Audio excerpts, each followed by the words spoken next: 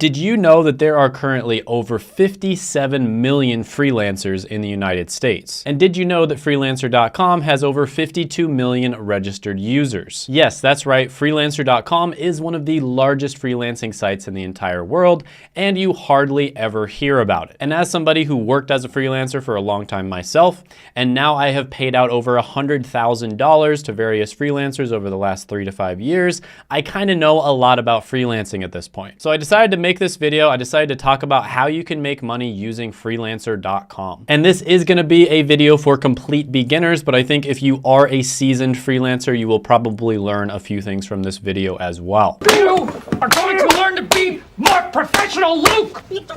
That's what you're going to do! And I posted a poll on my YouTube channel asking people if they're interested in freelancing, and 75% of you said yes. And about 60% of you either have started a business or are interested in starting one, and freelancing is kind of the in-between step between being an employee and a business owner. So gently tap that like button and let's go ahead and jump into this right now. All right, so the first thing you want to do when you are deciding that you want to become a freelancer, this is a mistake I see all the time, is you need to make sure that you only do jobs that people from your country can do. Now, what exactly do I mean by that? There are many different types of freelancing jobs out there that somebody from a country with a very low cost of living like India or the Philippines or Armenia can very easily do themselves. This gives them a tremendous competitive advantage over you. In the United States of America, if you're making $10 an hour, you're barely getting by. Whereas if you're making $10 an hour in the Philippines or in India, you live like a king. So it's very important that you make sure that whatever skill set you choose, whatever, gigs you try to do, you're not competing with people from other countries. Now you might be thinking, you know what, I'm not gonna do this freelance thing. How in the world can I compete with that? Well, there's actually tons of different types of jobs out there where I would rather hire an American or, somebody who's British, Canadian, Australian, etc. And the reason for that, it's kind of subtle and difficult to explain, but I'll explain it by giving you an example. In the next 6 months to a year, I'm probably gonna hire somebody to do link building outreach for me. And that is because I am starting my blog. And anybody who knows about blogs know that if you want to rank your blog, especially if you want to rank it fast, you need to get backlinks pointing to your blog from other big websites. Now, this is something that requires you to reach out to big websites, so your English has to be excellent. And not only does it have to be excellent, but you have to sort of have a cultural understanding of what is appropriate to say and what is not appropriate to say. Because chances are, if there's one tiny little thing wrong with your email, they're just gonna ignore it. And then you have to negotiate with the people from those blogs. And that's another one where you're kind of walking a tightrope. If you don't have a perfect understanding of the English language as well as cultural nuances, you're probably not gonna be able to get to a good negotiation. It's one of those things where you never want to cross the line, but at the same time, you have to push hard enough to get what you want. So negotiation is one of those extremely subtle skills that it's very difficult to do if you don't have a good command of the English language and you've grown up in the country of the person who you're negotiating with, and you have a very good idea of the cultural nuance. So there's many different jobs like this where you either have to hire an American or it just saves you a lot of time to hire an American because it would take you extremely long time to train somebody from another country to do it. So these are the types of jobs that you want to find. Never compete with somebody from a country who can live off of like $1 or $3 an hour. That is a terrible idea. Now, the second thing that you want to do is try to do jobs that only people from your background can do. Now, what do I mean by that? Well, you want to make sure that you have a competitive advantage in whatever job you're doing. So the best way to do this is to take an inventory of your skills, what you're naturally talented at, what you enjoy, and what you've accomplished in your life. So for instance, you might be watching this and you are an accountant. So that would put you in a unique position to set up freelancing gigs that are specific for accountants. So for instance, you might go on Fiverr and tutor people that are trying to pass the CPA exam, or you might go on Fiverr and help people craft really good resumes so that they can get jobs themselves. This is something that 99% of the population can't do because they are not accountants. So you have a competitive advantage. So you definitely want to just take out pen and paper and just write down all of the things that make you unique, and don't judge it. Just let yourself write it. Even if it's like video games, like you're really good at Call of Duty or something like that, just write it down and then figure out what your competitive advantages are and then try to do those things. Now, number 3 is very very similar to number 2, but you basically want to do things with the skills that you already have. So if you see something and you realize you have to learn like a programming language or you have to do all this,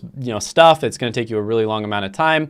Usually you kind of want to stay away from that, especially if you're trying to make quick money. So it's really best to try to do things with the skills that you already have. And the reason for that is because when you start doing these gigs, you're still going to be learning other skills, right? There's still other things that you're going to be adding on. So it's nice if you already have a really good base skill set to build off of. Now, one really valuable skill I've talked about quite a bit on this channel. People have been getting jobs left and right. I've been interviewing them. One of the best careers and one of the best skill sets that you could possibly learn is digital marketing. I have a bunch of different interviews of people who have gotten jobs in digital marketing with this specific program, and lucky for you, you can actually take a free masterclass on digital marketing. If you have any questions or you think maybe it's a good career for you and you just want to figure out what digital marketing is, check that out down in the description as well as the pinned comment below. Now, number 5 on the list is a little bit more advanced, but there are people out there making millions and millions of dollars a year doing this. And this is where you basically find people from other countries to do the job for you. Now, there are a lot of skill sets in freelancing that sort of fall in the middle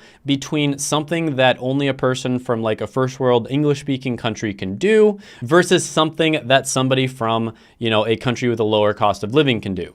There are some skills that are kind of in the middle. And so if you are a freelancing mogul, you can get really good at training people from countries with low cost of living how to do this skill. And then basically, you look at it at the last moment, clean a few things up here and there, give them some tips, and then submit it. I have seen a ton of people doing this. For instance, one of my business owner friends basically does what's known as instructional design. This is basically a type of video editing, but it's specifically for educational material. And typically it's for interactive educational material. So you might be, watching a video and then a quiz pops up on the screen. The skill set of creating those types of things is known as instructional design.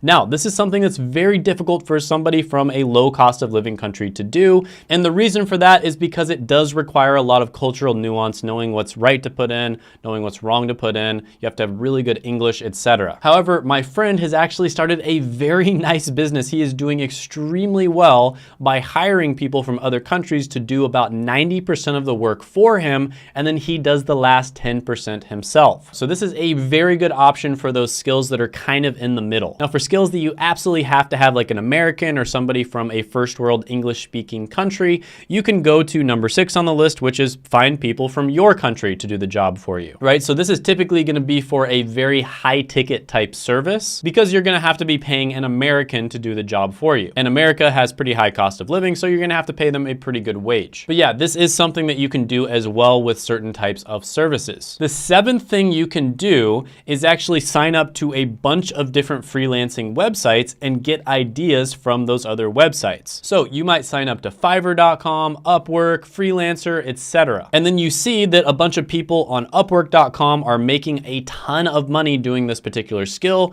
and there's nobody doing it on Freelancer. Well, that is a big opportunity for you because chances are with like 50 million users, there's somebody that needs that skill set. So if you already have that skill set, that's great, or you can take the time to learn it. And then the 8th thing you can do to make money from Freelancer.com is to become an affiliate. Remember, there's like 50, 60 million different freelancers in the United States, so a ton of people are interested in freelancing. So if you sign up to Freelancer.com and become an affiliate, you can probably promote that to other people and make quite a bit of money. Now, I am not currently an affiliate, but if I do become one, I will go ahead and put that link down in the description below as well. Check out this interview I did with a 16-year-old that was able to get a $40,000 a year job in digital marketing. Gently tap that like button, hit the subscribe button, ring the notification bell, and I will see you next time.